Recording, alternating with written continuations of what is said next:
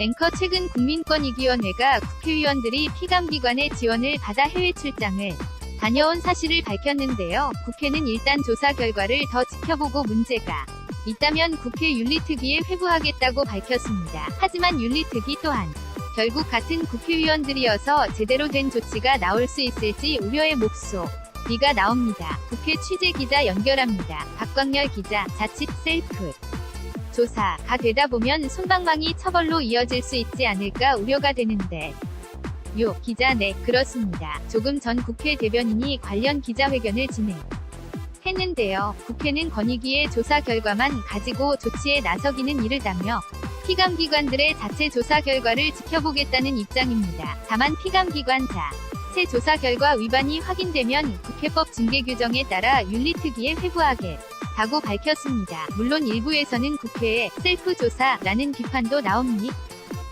윤리특위 자체가 국회의원으로 구성돼 제대로 된 조사 결과가 나올 수 있겠느냐는 겁니다. 이런 지적에 국회는 국회의원 국회활동심사자문위원회를 구성해 외부 지원에 위한 국회의원 해외 출장의 적절성을 심사하겠다고 밝혔는데요. 하지만 이 또한 교섭단체들이 추천한 6인 이내로 구성할 예정이라 제대로 된 조사가 가능할지는 좀 더 지켜봐야 할 것 같습니다. 앵커 이번에는 특수활동비 이야기를 해보죠. 국회가 20대 현역 의원들의 특수 활동비를 공개하라는 법원 판결에 항소하겠다는 입장을 밝혔죠. 기자 일단 표면적인 이유는 아직 특활비에 관한 국회 차원의 대책이 나오지 않은 상태에서 공개가 이르다는 겁니다. 국회의장단과 여야 원내대표단이 합의해 대책을 내놓은 다음 특활비 공개가 좋다고 판단했다는 건데요. 또 특활비가 국회만의 문제도 아닌 만큼 다른 국가기관들과 제도 개선에 보조를 맞출 필요도 있다고 이유를 설명하고 있습니다. 하지만 비판은 이어집니다. 앞서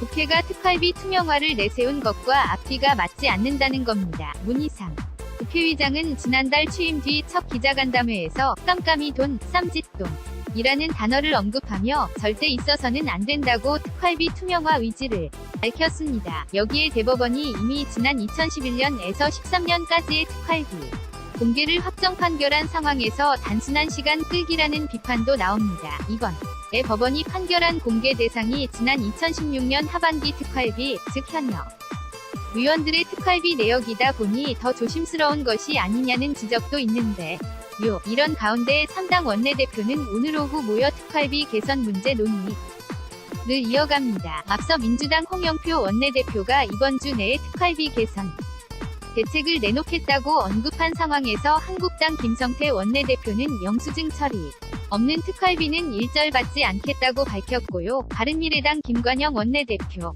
도 어제 3당 원내대표단 가운데 처음으로 특활비 수령 거부와 반납을 공식 선언한 바 있습니다. YTN 박광렬 PARKKR형 824@ytn.co.kr 입니다.